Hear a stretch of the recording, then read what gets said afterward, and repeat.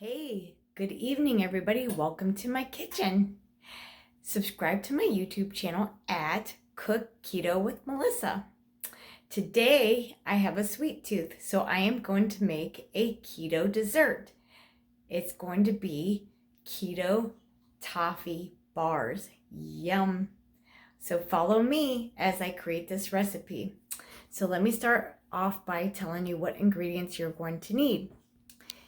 If you don't have a food processor, I would recommend getting one. You need some pecans, almond flour, swerve confectioner sugar, swerve granular sugar, vanilla, and your salt. Let's get started.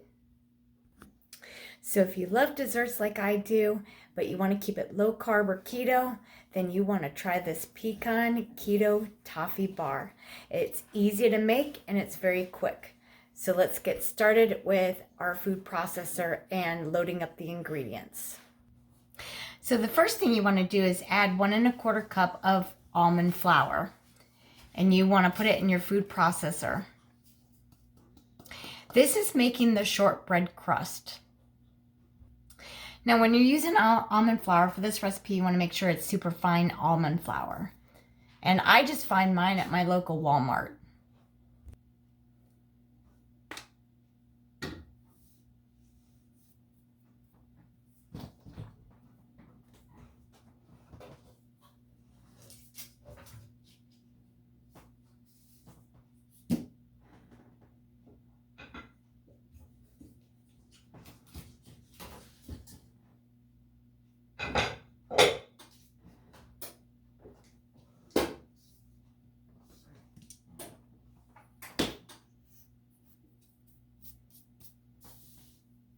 I know, I'm gonna have to bring the vacuum in here.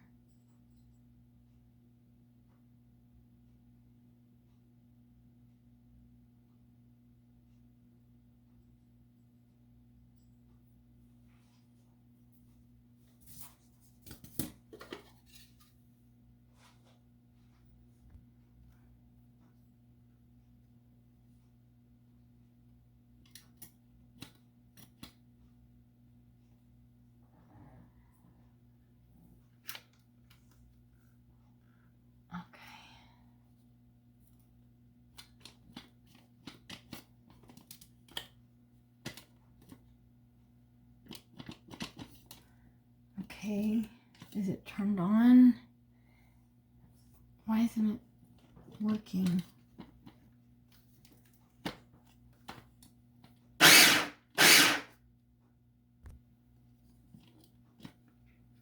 Really?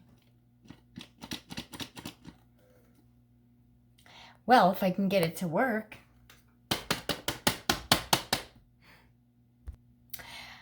I'm new at using this machine, so now I finally got it to work. So you just pulse it. Now you're going to add in your 1/4 cup of your cold butter. So what you want to do is get a 1/4 cup of butter and just cut it into chunks. Make sure it's cold because this is a shortbread crust. So what you're going to do is you're just going to add the chunks of butter into your dry ingredients.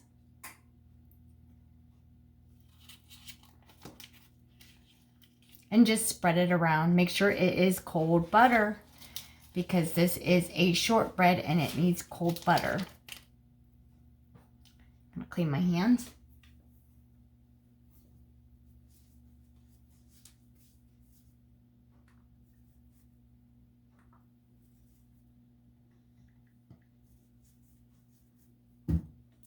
Okay, and then you're gonna pulse it again. Okay, and you're gonna pulse it. So you want it to look like a crumbly mixture. Once again, this is a shortbread, so you want to make sure it looks kind of crumbly. Okay, so I'm going to show you guys what it looks like. So this is what the mixture looks like.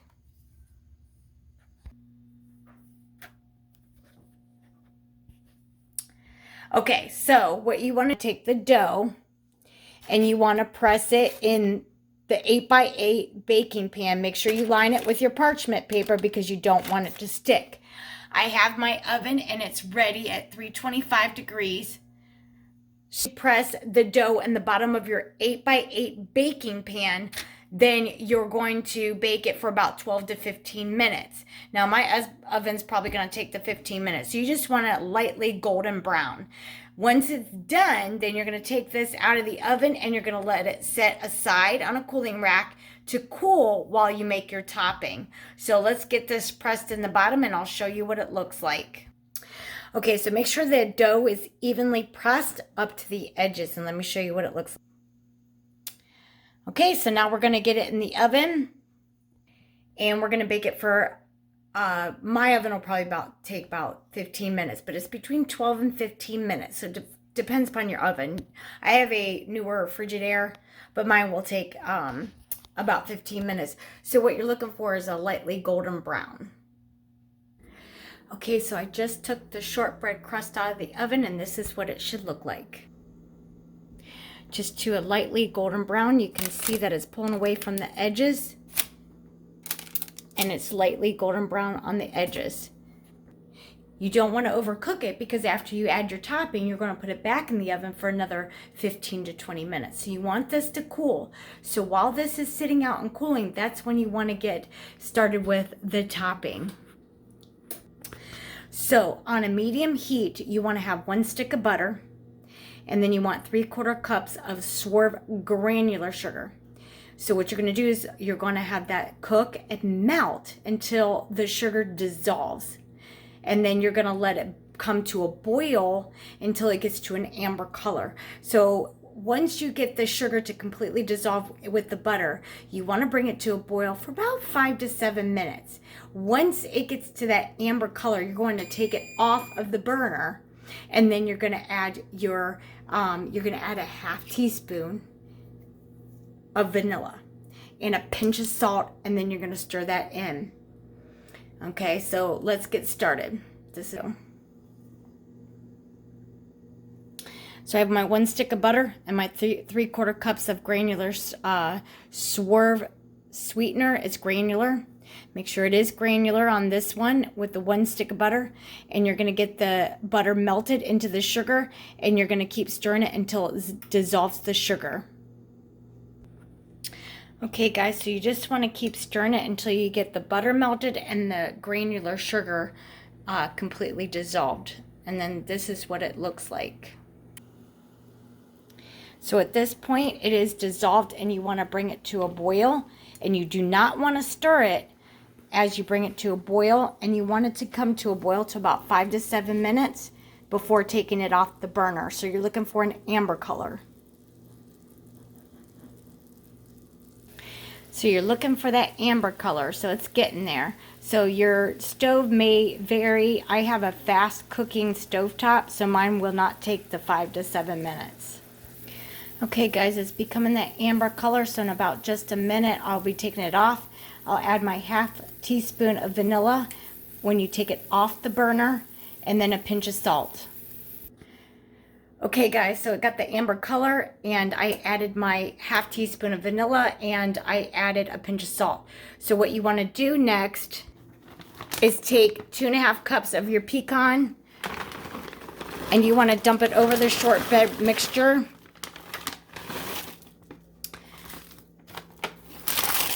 And you want to spread it out just like this. Now, mine are halves, so you can do some whole and then have some cut up. Now, as you can see, I have halves and some of them are already cut up, so I didn't really have to. So now what you're going to do is you're going to take the caramel mixture or the toffee mixture, and you're just going to evenly pour it on top. Okay, so now it's evenly poured on top, and you're going to stick it in your 325 degree oven, which is still set for about 15 to 20 minutes. My oven will probably take the 20 minutes, so I will show you the finished product when it comes out. So while that's in the oven baking for 15 to 20 minutes on 325 degrees, I'm going to give you some of the nutritional facts. So this is for 1 square bar.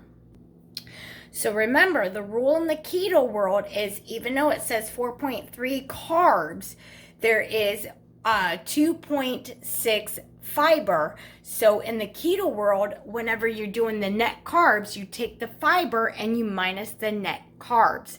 So therefore you get 1.7 net carbs per 1 bar. This is per 1 square bar. So you're using an 8x8-inch baking pan. So if you cut it into 4s in the baking pan, you're going to get 1.7 net carbs per 1 pecan toffee bar. So I have 15 minutes left, and then I'm going to pull it out of the oven and show you what it looks like. Okay guys, so it's been 20 minutes and I just pulled it out of the oven, and I want to show you the finished product. Look at this delectable, ooey gooey pecan toffee bar. Can you guys believe it? It's keto. So you just want it to sit on the countertop for about 10, 15, maybe 20 minutes just to cool off before you cut into it. I mean, if you really can't wait and you want to cut into it and eat it warm, you can do that. You can eat it many different ways. You can cut it into a square and put it on a plate and eat it plain. You can dollop it with your favorite keto vanilla ice cream, or you can even dollop it with a pecan praline ice cream. Just make sure you keep it keto though. Or if you just want to be simple, eat it plain or dollop it with some whipped cream. So I'm going to let this sit and cool, and then I'm going to cut it up, and then I'll show you what it looks like on the plate. Okay guys, look at this ooey gooey deliciousness. Look at that. Doesn't that look beautiful? Doesn't that look perfect? Now I'm going to go enjoy this delectable pecan toffee bar. Keto, 1.7 net carbs per 1 bar. I'm going to enjoy it. Thanks for watching, and I hope you enjoy this recipe. Follow me on my YouTube channel at Cook Keto with Melissa for more sweet and savory recipes. Have a good night.